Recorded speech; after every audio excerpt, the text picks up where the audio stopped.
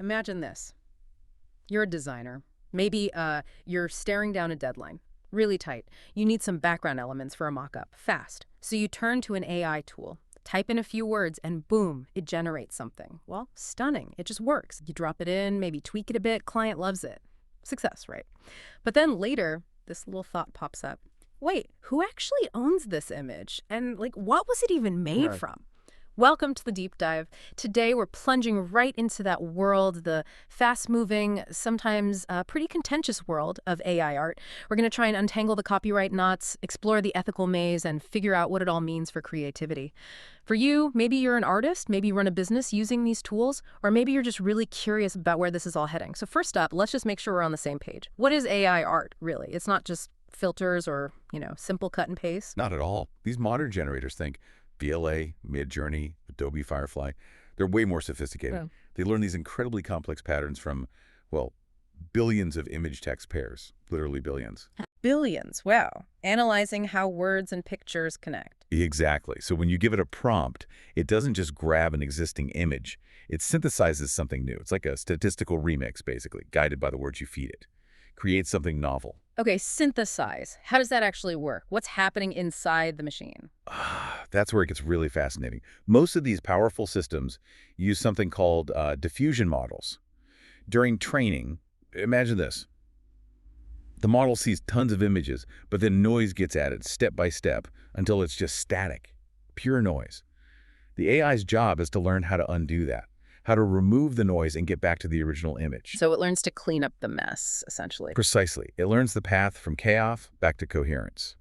Then when you type your prompt, it starts with random noise, just static, and applies that learned denoising process. It pushes the noise bit by bit towards an image that matches your text. Okay. And often, it does this not pixel by pixel, but in this compressed conceptual space. It's called latent space. Latent space, like an abstract sketch? Kind of, yeah. Think of it as an efficient blueprint. Yeah. It works with the idea of the image, which is much faster and cheaper than manipulating every single tiny pixel. Right, makes sense. But, this immediately brings up that big question.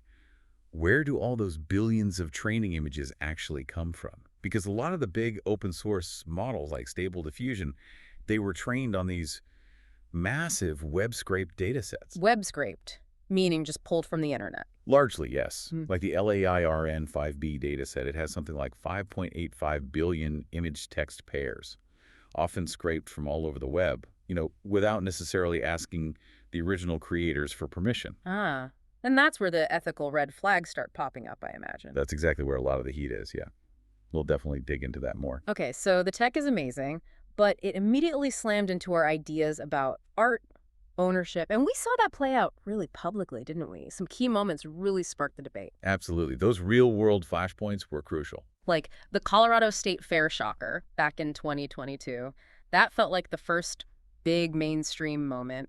An artist, Jason Allen, wins the digital art category with this piece, Theatre de Paraspatial, AI-assisted. And it just ignited this firestorm, didn't it? People were asking, is this really art? Should it have won? The internet just exploded. Outrage, fascination, it was all over the place. And connecting that to the legal side, the U.S. Copyright Office weighed in later. Their decision was pretty pivotal. They actually refused copyright for Allen's piece Refused it. Why? because they said there wasn't enough human authorship. They basically called it entirely generated by AI, which signals, that for the USCO, copyright is still fundamentally tied to human creative work. So they drew a line in the sand pretty early. They did. And that decision is still being fought over in court now in Allen v. Perlmutter. It really highlights that authorship question. Then the conversation shifted maybe to a different kind of art world, photography. Boris Eldagson and the Sony World Photography Award in 2023, that was another big one. Right. He won a major award with an image. Which turned out to be AI generated. Exactly. And then he very publicly refused the prize. He used it as a platform, didn't he? He did. To force a conversation about disclosure, about transparency. What even is photography if it's not made with a camera? It really made people question the categories, the assumptions we make about images we see, especially in prestigious contests. So individuals are grappling with it, award bodies are. What about big companies, brands? They're definitely in the mix, often with a different angle. Like Coca-Cola's Create Real Magic campaign that started in 2023. Yeah, that's a great example. They actually invited people to use AI tools, GPT-4 and DLE, to create Coke-themed art. And what's interesting is what Coke shared about their process. What did they learn? They learned pretty quickly they needed their legal and comms teams involved from day one, like absolutely essential. Right, navigating the potential pitfalls. Exactly. Copyright, brand safety, public perception. Yeah. It showed how businesses are starting to see AI maybe more as a co-pilot. A tool to assist human creativity, not replace it. Precisely. Especially when you're dealing with user content and brand image, making the whole process more robust. Okay, so those are some key moments. Let's talk about the legal landscape now. Fast forward to 2025, things are moving fast, right? Incredibly fast. It's tough to keep up. But let's start with the U.S. Copyright Office, the USCO. Their position has been pretty consistent, actually. Which is, Content that's fully AI generated with no real human creative spark, nope, not copyrightable. okay, clear enough. But if it's a mixed work, human guided, then it might be. It really depends on how much human authorship is involved. It's very case by case. Fact specific. Exactly. And crucially, you have to disclose if you used AI when you register for copyright. Transparency is key. And that stance has held up. It has. It was reinforced in 2025 in the USCO's report Part 2, and significantly, the courts backed it up. The D.C. Circuit Court affirmed this in that big case, Thaler v. Perlmutter. Thaler, right. That was the one trying to get copyright for an AI as the author. That's the one. And the court said, no, works created autonomously by AI can't be registered.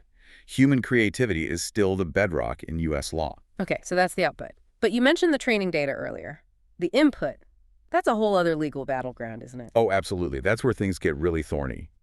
The big fight is this: the right to train AI versus fair use. Can companies just hoover up data to train their model? That's the billion-dollar question being litigated right now. We saw a significant ruling in February 2025, actually. Thomson Reuters v. RSS. RSS is an AI legal research tool. Okay. They use Thomson Reuters Westlaw head notes. These are like carefully written summaries of legal cases to train their AI. And Thomson Reuters sued. They did. And the court sided with them, rejecting RSS's fair use defense. Wow, so just because something is available doesn't mean it's free for training. That's what this ruling suggests, at least in that context. It implies that taking valuable, human-created work to train a direct competitor might not be fair use. And while it wasn't about art, you can bet that precedent will be cited in the image generation lawsuits. Makes sense. What about internationally? You mentioned LA was global data. Right, and litigating this across borders is super complex. Look at Getty Images versus Stability AI in the UK. Getty, the big photo agency, Stability AI behind Stable Diffusion. Exactly. But in June 2025, Getty actually dropped its main copyright claim against Stability in the UK case. Really? Why? It's hard to say for sure, but it shows how difficult proving these training data claims can be, especially across different legal systems. The U.S. case between them is still active, though. So the legal fight over training data is far from settled. Meanwhile, Europe's taking a different path. A much more comprehensive regulatory path, yes. The EU AI Act. We hear a lot about that. What does it mean for AI art specifically? Well, it's phasing in through 2025, 2026. It targets the big general-purpose AI models, the foundation models powering these tools. They'll have to publish sufficiently detailed summaries of their training data. That's a big transparency push. So revealing what they trained on. In summary form, yes. Plus other safety and transparency rules. And if a model is deemed a systemic risk, the obligations are even tougher. And penalties. Massive. Up to 7% of global turnover. That's huge. 7%? That's serious. Will that push companies globally to be more transparent? That's the big question, isn't it? Will Europe's approach set a new global standard for transparency? We'll have to see. Okay, we've waded through the legal stuff, but beneath that, there's this whole ethical storm, right? Yeah. And artists aren't just sitting back. Not at all. This is where it gets, as you said, really interesting. Let's talk scraping versus licensing. Those open data sets, like LAION5B, built by scraping the web, that's ground zero for the controversy. Because artists didn't consent to their work being used like that. Exactly. Lawsuits like Anderson v. Stability, Midjourney Deviant Art artists arguing that this mass scraping allowed AIs to mimic their unique styles without permission, effectively infringing on their work. How are those lawsuits going? Some claims were narrowed in 2024, but the core questions about training data infringement, Still very much alive, still being fought. And scraping had other risks too, didn't it? Really serious ones. Tragically, yes. Yeah. Investigations found actual CSAM-tainted images, child sexual abuse material within LAIN 5B. Oh God, that's horrifying. It is. And it just underscores the incredible dangers of scraping the web at scale without extremely robust filtering and safeguards. It's critical context when we talk about governing this tech. Have companies clean that up? Responsible companies have definitely tightened filters and removed problematic datasets since then, yes. But it highlights the risks. So faced with all this, the scraping, the style mimicry, what are artists doing to fight back? We're seeing some really clever technological defenses emerge. Tools like Glaze and Nightshade. Developed by researchers, right? Yeah. University of Chicago. That's right. Glaze uses style cloaking. It adds tiny, almost invisible changes to an artwork. To confuse the AI. Exactly. To make it harder for AI models to learn and mimic that artist's specific style. And Nightshade. Nightshade is more aggressive. It's described as data poisoning. It subtly alters image data so that if an AI trains on it, it learns corrupted concepts. Like if it tries to draw a dog, it draws a cat instead. Something like that, yeah. It causes the AI to generate distorted or wrong outputs when trying to mimic the poisoned styles. It's fascinating artists using code to fight back against the algorithms. A digital cat and mouse game. Absolutely. It's a real David and Goliath situation playing out. And what about the platforms? Are any trying to offer more, well, ethical options? Some are definitely trying. Adobe Firefly is a prominent example. They state clearly that they train Firefly only on licensed Adobe stock images, plus open license and public domain stuff. So content they have the rights to use. Right. And they say they have a bonus pool system to compensate Adobe stock contributors whose work is used in training. Okay. And Shutterstock. Similar approach. Shutterstock also emphasizes their training data is properly licensed, and they have a contributor fund to pay artists. Are artists happy with these models? Well, there's ongoing debate about transparency, like how much contributors actually get paid. But the key thing is, these are concrete compensation models. They're trying to address the ethical concerns head on. Trying to build a more equitable system. Exactly. Offering an alternative to the scrape everything approach. Okay, shifting gears slightly. Beyond how the art is made, there's the question of telling what's real anymore. How do we deal with potential visual misinformation? Yeah, that's a huge challenge. Authenticity and provenance are critical. Provenance, like the history of the image. Exactly. And that's where C2PA content credentials come in.